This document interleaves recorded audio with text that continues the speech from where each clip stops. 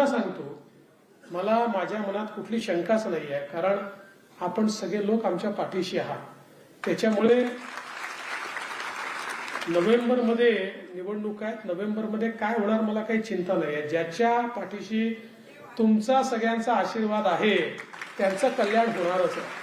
त्यामुळे नोव्हेंबर नंतर पुन्हा डिसेंबरमध्ये जेव्हा पुरवणी मागण्या येतील त्यावेळी काळजी करू नका. अर्धे कामं पुरवणी मागण्यात करून टाकू आणि उरलेले अर्धे मार्चच्या बजेटमध्ये आपण करून टाकू, जेणेकरून पुढचे 2-3 वर्ष ही सगळी कामं जी आहेत ही कामं आपल्याला पूर्ण करता येतील.